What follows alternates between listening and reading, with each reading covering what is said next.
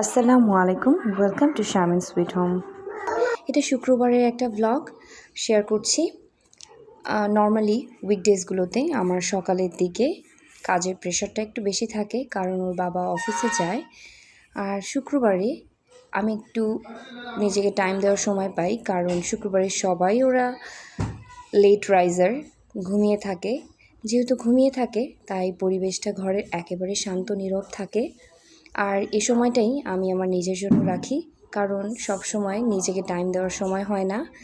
তাই চেষ্টা করি যখনই সুযোগ পাই এবং সময় পাই নিজেকে নিয়ে একটু ব্যস্ত থাকার, নিজেকে একটু গুছিয়ে নেওয়ার, নিজের মাইন্ডকে একটু ফ্রেশ করার এবং নিজেকে স্থির করার। তাই সকালবেলা কোনোভাবে মিস করতে চাচ্ছিলাম না এই শান্ত মুহূর্তটাকে। নিজের জন্য 1 কাপ আদা চা বানিয়ে নিয়েছি। তো চাটা খাবো আর প্রকৃতি দেখব। প্রকৃতি দেখার মাঝে কিন্তু চোখের এক অন্যরকম শান্তি পাওয়া যায়। এবং এত সুন্দর সকালটা ছিল, বসে বসে সকালটা দেখতে দেখতে আমার অনেকটা সময় পার হয়ে গিয়েছে। আমার তো মনে হয় সকালের এই পিসফুল সময়টা, সাথে 1 কাপ চা, প্রকৃতির সাথে নিজের বলা না বলা এমন অনেক কথা, একা একা বসে বিড়বিড় করা, সাথে পাখির কলতান, প্রকৃতির স্নিগ্ধ বাতাস, সারাদিনের কর্মব্যস্ততায় কাটানোর সময়টাকে যেন মনে হয় আমার আরও সহজ করে দেয়, মনকেও প্রফুল্ল করে তোলে। তখন আর মনে হয় না ক্লান্তি, কাজেও আমি বেশ অ্যাক্টিভ থাকতে পারি এবং নিজের মধ্যে একটা এনার্জিও চলে আসে। আর এই তো এরপরে ধীরে ধীরেই কাজ করছিলাম, কারণ যেহেতু কোনো প্রেশার ছিল না। এখানে আমি আগে আটার ডোটা তৈরি করে নিচ্ছিলাম আর ভেজিটেবল কাট করে নিচ্ছিলাম। যেহেতু সবাই ঘুমে, তো আমি আমার কাজগুলো খুবই ধীরে সুস্থে করে ফেলতে পারছিলাম। একটু সরি বলে নিচ্ছি, কারণ আমার বেবি আছে ছোট, ও মাঝে মাঝে এসে একটু আওয়াজ করে।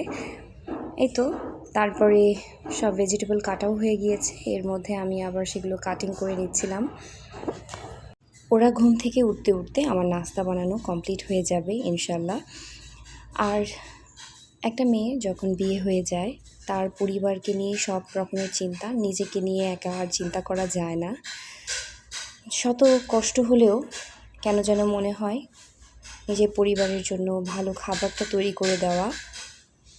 আর এই খাবারটা তৈরি করতে যতই কষ্ট হোক না কেন, ওদের কাছে যদি আমি ভালো একটা খাবার সার্ভ করতে পারি, তাহলে মনে হয় কষ্টটা আর কষ্ট মনে হয় না। নিজের কাছেও শান্তি লাগে যে হ্যাঁ, আমি আমার পরিবারকে ভালো কিছু খাওয়াচ্ছি। কারণ বাইরের খাবার চাইলে খাওয়া যায়, বাট আমরা জানি বাইরের খাবারে কত রকমের ভেজাল থাকে। যদিও রেগুলার তো আর খাওয়া হয় না, মাঝে 2-1টা সময় খাওয়া হয়, সেটা অন্য ব্যাপার। এই দেখুন, কাটতে কাটতে একটা আস্ত পটল বের হয়ে আসছে। তো এটার কথা খেয়াল ছিল না, পরে দেখলাম যে এটাও পড়ে গিয়েছে। আর এখানেই তো আমি নর্মাল একেবারে ভাজি আর রুটি করেছি আমার জন্য, আর ওদেরকে ডিম ভেজে দিয়েছিলাম। আমি আর ডিম ভাজাটা খেতে ইচ্ছে করছিল না। আর এই তো তারপরে ওর বাবা বলল যে একটু রেডি হয়ে যাও, চলো বাইরে ঘুরে আসি। তো বাইরে ঘুরতে বের হয়েছি। আর আমাদের এখানে তো খুবই সুন্দর ওয়েদার, মানে কি বলবো, পরিবেশটাও খুব সুন্দর, মনোমুগ্ধকর। চারদিকে গাছপালা, নদী, সব কিছু মিলে আসলে আমাদের এখানকার পরিবেশটা খুবই অন্যরকম। তাই একটু ঘোরাঘুরি করছিলাম। এরপরে বললো চলো স্বপ্নে যাই। তো ওখানে যে একটু ঘোরাঘুরি করে দেখছিলাম কী কী পাওয়া যায়। আর আমি নর্মালি স্বপ্ন থেকে কোনো ভেজিটেবলস বা মিট আইটেম এগুলো কিনি না, গ্রোসারি আইটেমগুলো কেনা হয়।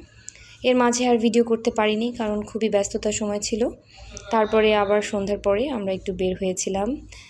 এখানে হালকা পাতলা একটু নাস্তা করেছি, পুরি খেয়েছিলাম, পুরিটা বেশ মজা ছিল। আর চাও খেয়েছি, যদিও চাটা মজা হয়েছে, লিকারটা একটু কম ছিল। এই তো এই ছিল আমার সারাদিনের একটা ব্লগ। তো সবাই ভালো থাকবেন, আল্লাহ হাফেজ।